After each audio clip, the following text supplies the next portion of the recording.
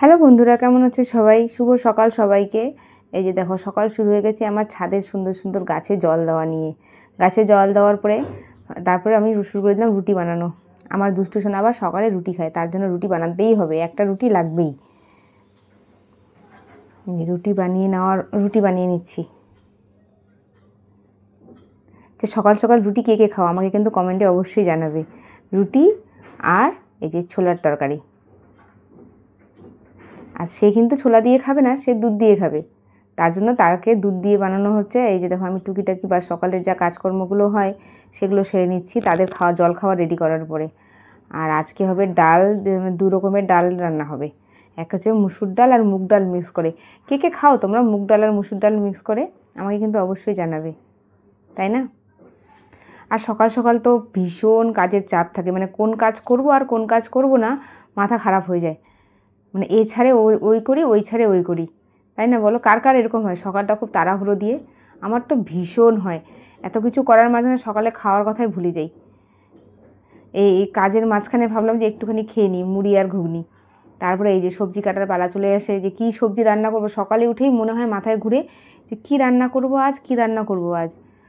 এই জিনিসটা মানে যারা হয়তো হাউসওয়াইফ তারা খুব ভালো কানেক্ট করবে, যে সকালে উঠে রান্নার চিন্তাটাই আগে থাকে, যে কী রান্না হবে সকালে উঠে,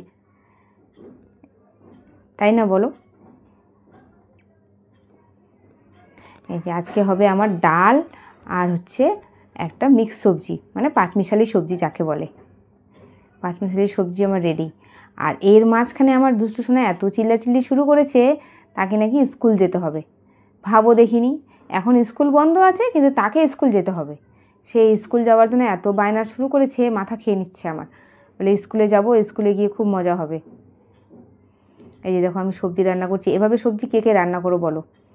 এই যে ভাবলাম লাস্টে ভেবেছিলাম ঝিঙে দেবো না, কিন্তু চিন্তা করলাম ঝিঙে দিই। আর ঝিঙে কাটতে গিয়ে দেখো কী কাণ্ড, ঝিঙের মধ্যে বড় বড় পোকা। আমার তো দেখেই কেমন যেন লেগে গেছিলো, মনে হচ্ছিলো সব ঝিঙেগুলো ফেলে দিই। আজকালকার দিনে সবজির যা পরিস্থিতি না, সব সার দেওয়া সবজি, মানে অর্গানিক বা জেনুইনভাবে কেউই করে না, সব হলে শুধু সারে ভর্তি থাকে। যার কারণে আলু মূলো সব কিছু, যত কাঁচা সবজি আছে এনে রাখার 2 দিন পরেই দেখবে হয় সে পচে যাচ্ছে, না তাতে সে পোকা হয়ে যাচ্ছে এত। আর এভাবে কে কে সবজি বানাও? একদম।